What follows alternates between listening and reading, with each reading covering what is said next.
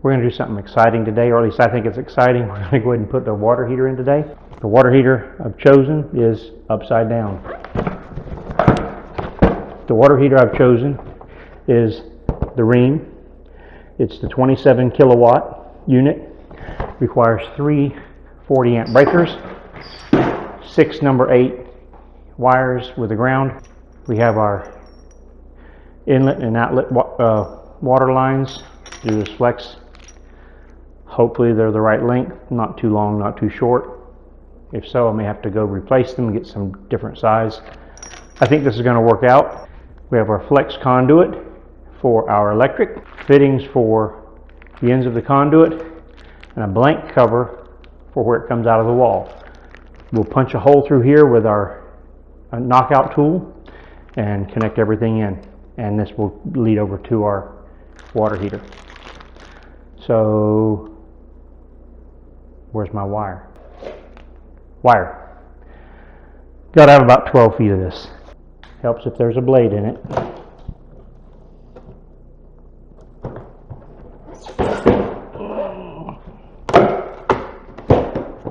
In case you've ever wondered what the inside looks like, there's not much to it. Our wires will come in and connect here. Water will come in, come through here, and come out here hot. This is a sensor that turns on the unit whenever the water flow is detected. As soon as the water is turned off, this will turn off the water, or turn off the heaters. These are overheating devices. They will shut off the power if they overheat inside of here, so you don't end up with excess pressure in your system. It's mounted with simple screws, so let's get it mounted on the wall.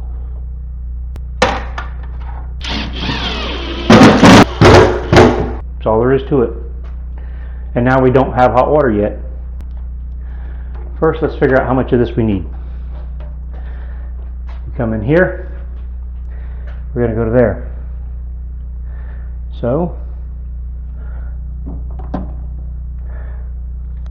I'm going to come out and go in something like this right here. So cut it off right about there. I lost my fittings. Actually, I didn't lost my fittings. Okay. And then I found my fittings, so I didn't lost my fittings. You got to put it on the right way though. The nut goes on first. Then this goes on. Yeah, we will tighten that up later. The other side.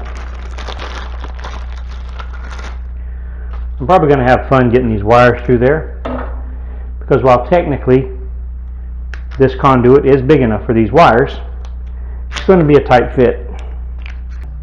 Hi, people. Hi, Bob. Hi. How are you doing, gang? Say hi, Bob. Especially my glee club. All right, I got to pick up where I left off the other day. I was getting frustrated, and when you get frustrated, there's no... Okay, that light's blinking. That's driving me crazy.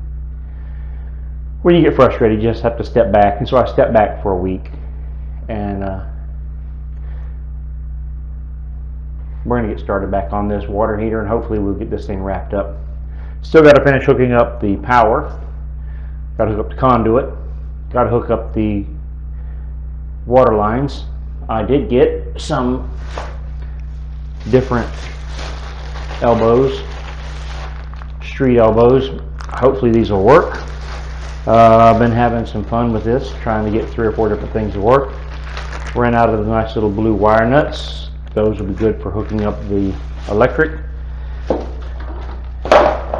I just turned over my Coke for breakfast. And now we'll get started, because, you know, what tops turning over your drink first thing in the morning? It doesn't get any better than that. Doesn't get any better than that. All right, so let's get started. Over to the electric. Wire nut. Wires.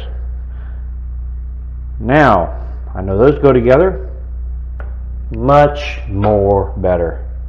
That's a technical southern term, just in case you was wondering. That right, Bob? Well, I always thought it would be much more gooder. Much more gooder. Oh, that's what. It's much gooder. Much more gooder. Breakfast of champions. Breakfast time is over. I need more blue nuts. Blue nuts. There, right there, right there. Twisty and turny and tightening up. You know, if I had a Buchanan tool that would fit these, that would be like really awesome. So if somebody wants to buy me a Buchanan tool that will actually work with this size wire, is that even legal? Do they even let you use those? I don't know. Anyway, I got one you can use on like 12 gauge and 14 gauge, but nothing you can use on anything this big. Let me know in the comments if I can use a Buchanan tool on this stuff, or if you even know what a Buchanan tool is. Back to the wires.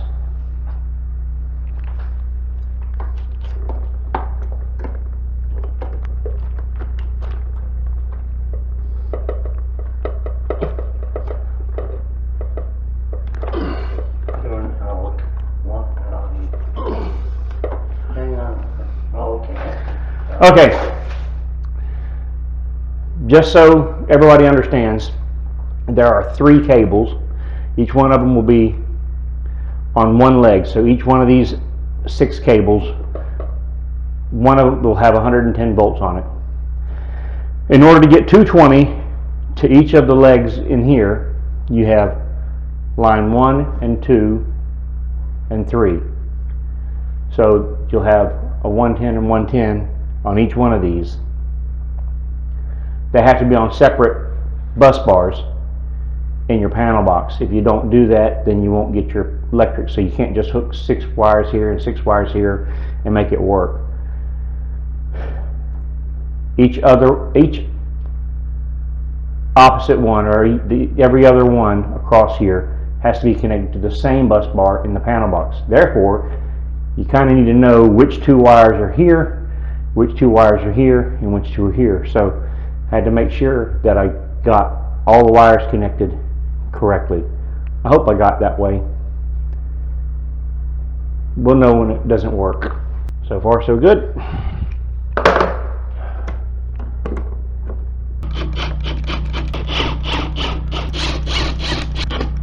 Much better. This little nut here, we have to tighten it down. So we'll take a screwdriver and we'll tap it, and it'll tighten it down. I do believe this is a success. Here's your cover. Okay, let me grab my screws. I got my screws.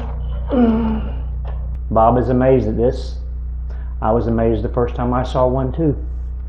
I'm hardly wait for my hot water heater to break now. He wants somebody to come break his water heater at his house. All right, the hot water is on. Well, the water's running through the hot water heater, but it's probably not going to be hot because the water heater's not turned on. We failed. All right, Bob, is it hot yet?